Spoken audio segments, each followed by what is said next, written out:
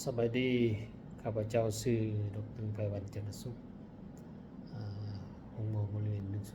107วันนี้สิมาสนทนาเกี่ยวกับปัญหาสุขภาพในนั้นเกี่ยวกับพยาธิระบบละลายพยาธิระบบละลายที่พบเห็นในปัจจุบันนี้ก็มีหลายพยาธิแต่ว่าพบเห็นหลายในปัจจุบันก็เป็นพยาธิเกี่ยวกับกรดไหลย้อนหรืออื่นอีกอย่างหนึ่งว่าการไหลย้อนกลับของน้ำอะซิดในกระเพาะอาหารลดเกินอาหารถือว่าพบหลายในปัจจุบันนี่เป็นพยาธิที่มักเกิดขึ้นนั่นแหละก็มีอัตราส่วนคนเจ็บที่นับมือนับสูงถ้าหากพวกเราบ่ได้รับการปิดปัวบ่ได้รับการรักษาจะเฮ็ดให้พยาธินี้เกิดอาการส่วนตามมา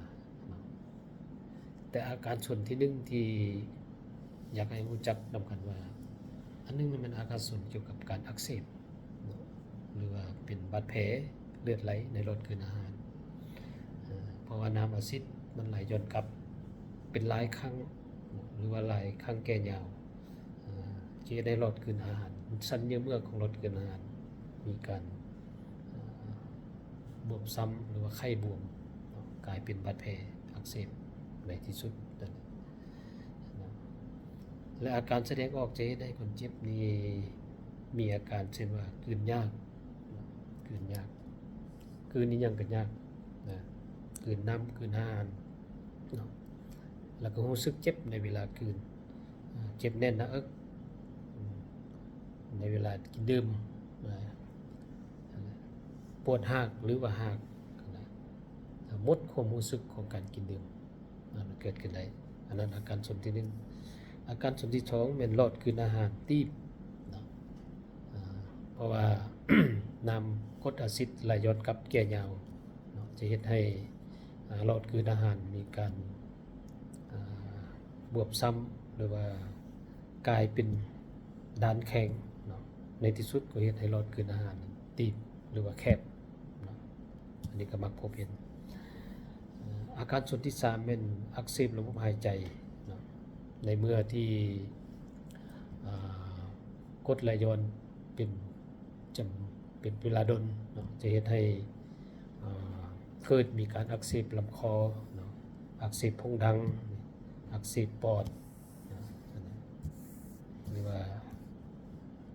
มีอาการไอแก้ยาวสำเหงื่อนอกนั้นยังพาให้เกิดมีพยาธิอื่นๆเกิดขึ้นในระบบหายใจตามมาอีกอาการส่วนที่4จะก้าวไปถึงการเป็นมะเร็งขั้นต้นหรือเป็นมะเร็งเต็มขั้นแต่ว่าอัตราส่วนนี้ก็คงเป็นน้อยในคนไข้ที่เป็นพยาธิกรดไหลย้อนนี้แต่ว่าคนเจ็บจะมีอาการแบบกลืนแค้นหรือว่ามีอาการแน่นหน้าอกแล้วก็เว้าเวลาเว้านี่ก็เสียงแหบ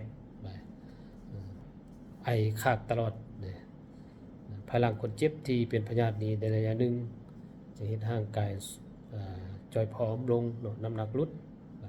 กินดื่มได้น้อยอันนั้นเป็นบรรดาอาการสนของพยาธิกรดไหลย้อนฉะนั้นพยาธิกรดไหลย้อนนี้อาจจะพาให้เกิดมีบรรดาอาการสนที่ในกล่าวมานั้นย้อนนั้นควรจะแนะนำให้คนเจ็บพอนี้ต้องได้ไปซ่องไปเช็คสุขภาพเป็นต้นเป็นไปซ่อง